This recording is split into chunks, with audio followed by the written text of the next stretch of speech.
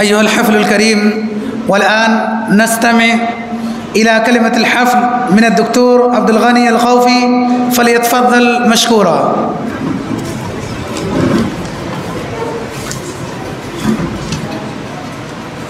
السلام الله عليكم ورحمته وبركاته. الحمد لله والصلاة والسلام على رسول الله وعلى آله وصحبه ومن والاه. رئيس الحفل الموقر وضيفنا المبجل وأساتذتنا الكرام وأعزائي الطلبة، سلام الله عليكم ورحمته وبركاته. أرحب في هذا الحفل بضيفنا المبجل فضيلة الشيخ عبد اللطيف بن عبد الصمد الكاتب، نائب الملحق الديني بسفارة خادم الحرمين الشريفين بنيودلهي، ترحيبا حارا، ونقول له أهلا وسهلا ومرحبا في رحاب هذه الجامعة العريقة المباركة التي تم إنشاؤها قبل 107 سنوات من الآن تقريبا، وهذه أقدم الجامعات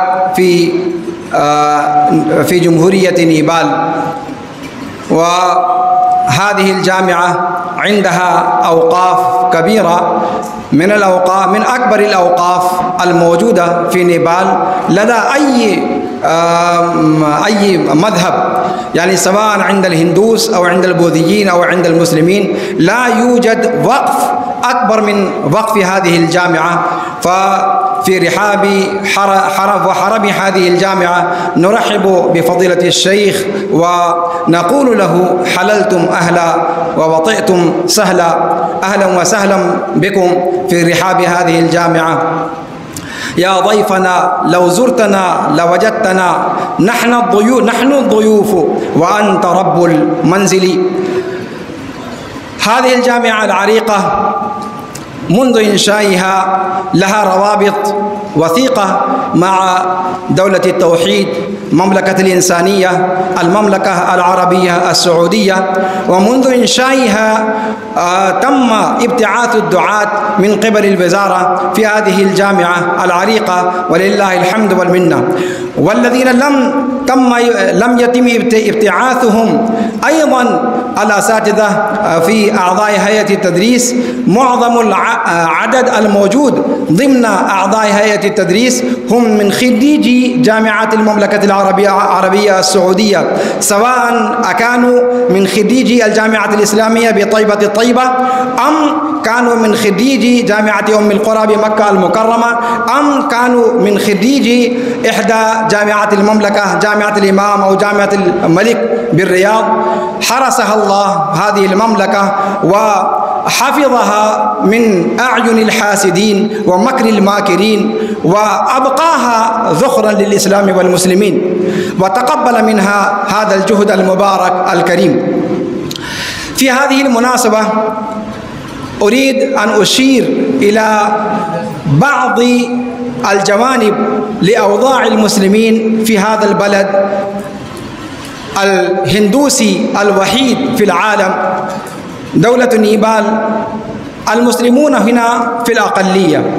نسبة المسلمين في هذا البلد لا يتجاوز من 4.4 حسب الإحصائيات القديمة، لكن حسب الإحصائيات الجديدة التي صدرت قبل أسابيع، فنظرا إلى هذه الإحصائيات ازدادت نسبة المسلمين والحمد لله من 4.4 إلى 4.7، ولله الحمد والمنة.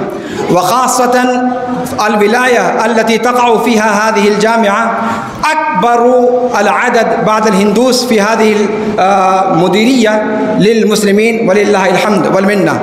ونسبة كبيرة في المسلمين هي لأهل الحديث، وهذا شيء يذكر في هذا المقام.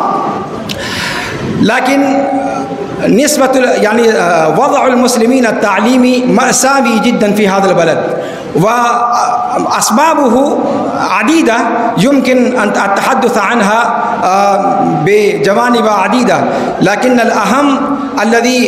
لكن السبب الأهم الذي أريد أن أشير إليه هي أن الحكومة النيبالية لا تقيم وزنا للتعليم الدين الإسلامي. ومنذ أن رجعت من المملكة ونزلت في الساحة حاولنا إنشاء رابطة المدارس الإسلامية، ومن بطن هذه الرابطة الحمد لله تم إنشاء هيئة المدارس الإسلامية الحكومية لأول مرة في تاريخ نيبال على مستوى ولاية لومبني ولله الحمد والمنة. وتم تعيين نائب رئيس هيئة المدارس الإسلامية الأخ سيد مشهود خان الموجود أمامنا الآن. وللعلم أن رئيس هذه الهيئة هو وزير التعليم مباشرة، يعني كشرف. لكن الهدف الأساسي أو الأعمال الرئيسية هي التي تنجز عن طريق نائب رئيس هيئة المدارس الإسلامية.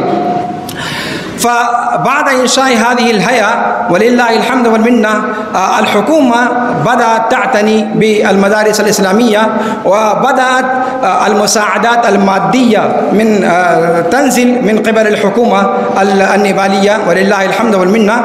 وأيضا الحكومة النيبالية بدأت تساعد في المباني وأيضا في التعليم وفي المرافق التعليمية الأخرى. الآن بدأت المساعدات هذه تنزل. كنت أريد أن أطول في الموضوع لكن الوقت يلاحقنا، فنظرا لضيق الوقت أريد أن أترجم هذه الورقة التي جاءتني من قبل نائب رئيس هيئة المدارس الإسلامية. كان يريد أن يلقي كلمة، لكن نظرا لضيق الوقت هو اعتذر عن تقديم الكلمة، وأعطاني هذه ورقة لأترجم وأسمعكم ما يريده هو يقول أن المملكة العربية السعودية حرسها الله، تقبل الله جهودها التعليمية والدعوية. حقيقة هذه الجهود قمن أن يذكر فيشكر، لكن هو يريد أن يشير إلى جانب آخر من واسطة فضيلتكم، أن تحاولوا أن الحكومة النيبالية تقبل هذه الشهادات التي تحصل عليها الطلاب من جامعة المملكة العربية السعودية. فعن طريق السفارة السعودية وعن طريق الملحقية يمكن ترفع هذا الصوت وتوصل إلى المرافق الحكومية. وأيضا هو ذكر الشيء الثاني أننا في نيبال نحتاج إلى عدد كبير من الدعاة، سواء أكانوا من دعاة الوزارة يعني الحاليين، أو يتم تعيينهم يعني رسميا من قبل الملحقية على يعني مكافأة مقطوعة، على سبيل المكافآت المقطوعة. لكننا نحتاج إلى دعاة الوزارة في المناطق الجبلية خاصة.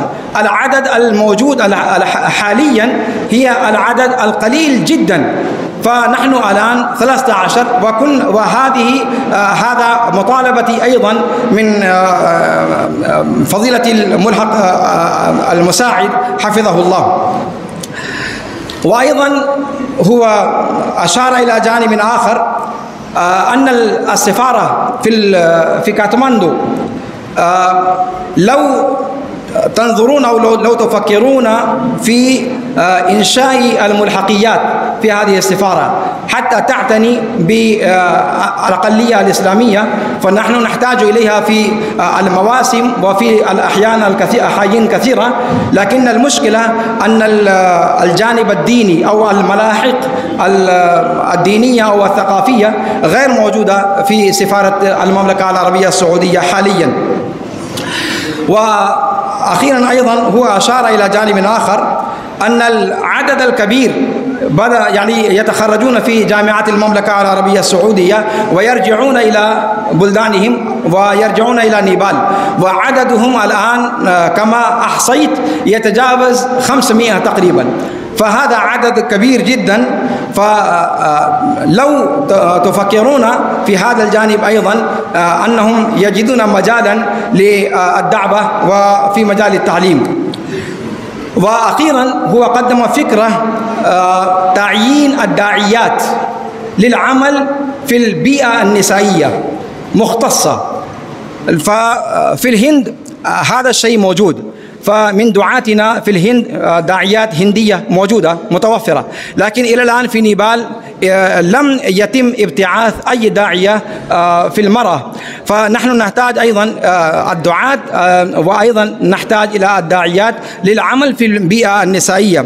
فأنا ترجمت هذه الورقة وأختصر الكلام وأشكر فضيلة النائب الملحق الديني حفظه الله مرة أخرى في حرم هذه الجامعة، وأشكره على تجشمه العناء في السفر. أنا أعرف أنه تجشم العناء منذ ما جاء منذ نزل إلى نيبال، بل قبل النزول إلى نيبال كان مشاركا في حفل لكنو، ثم سافر إلى ديلهي، وفي نفس اليوم أو يعني بعد الليلة هو سافر إلينا في نيبال. فتقبل الله جهوده ومساعيه وبارك في حياته وبارك في علمه وتقبل مساعيه وألبسه لباس الصحة والعافية، ورحم الله والديه ورحمهم الله رحمة واسعة. والسلام عليكم ورحمة الله تعالى وبركاته. السلام عليكم. جزا الله الدكتور خير الجزاء وأن ينزل ذلك في ميزان حسناته. मशरब मेहरो वफा है मसलक अहले हदीस, जादे सिद्क़ो सफ़ा है मसलक अहले